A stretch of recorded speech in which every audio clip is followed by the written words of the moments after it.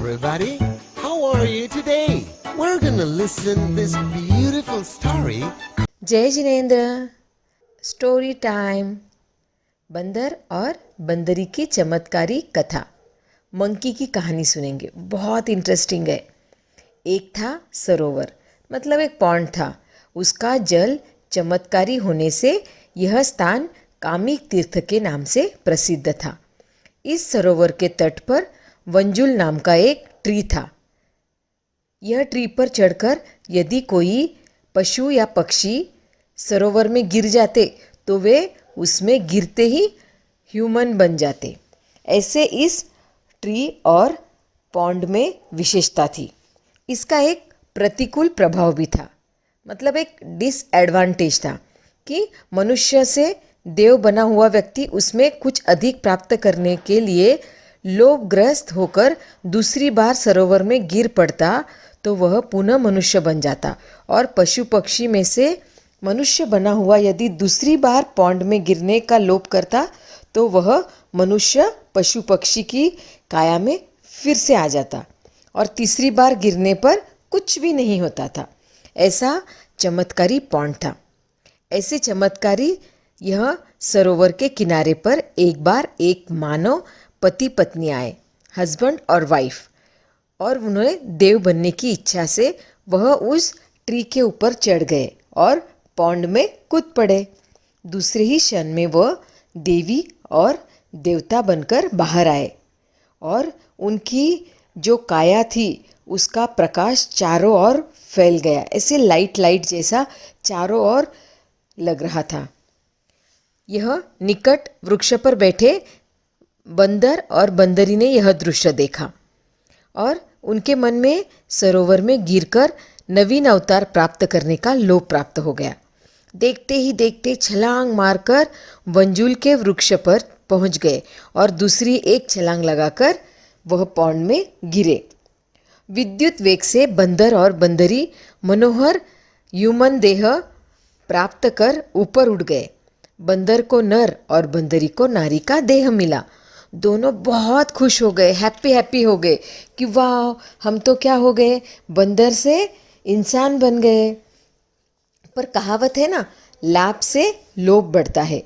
पशु देह में से मानव देह का लाभ होते ही उस वानर पुरुष का लोभ बढ़ गया। अब उसे मानव से देव बनने की इच्छा हुई।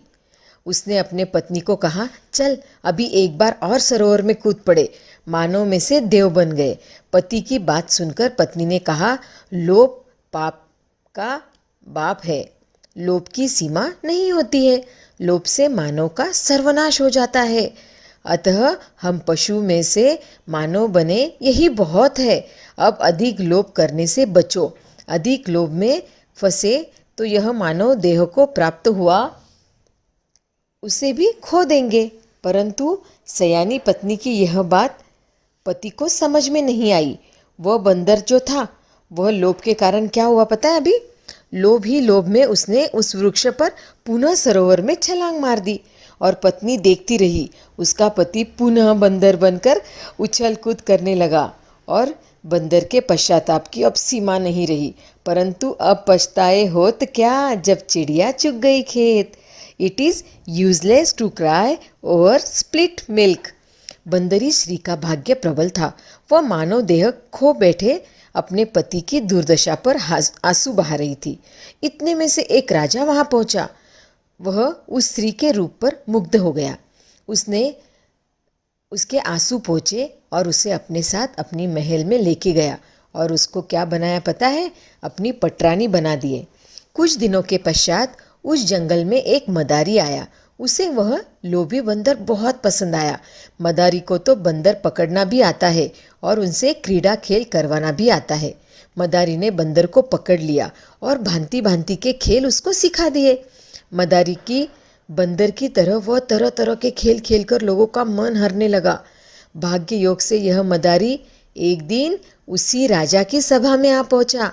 बंदरी में से मानव बनी हुई रानी की दृष्टि उस बंदर पर पड़ी। उसने उसे अपने पति के रूप में पहचान लिया। बंदर की ऐसी ही स्थिति थी, उसने भी रानी को पहचान लिया।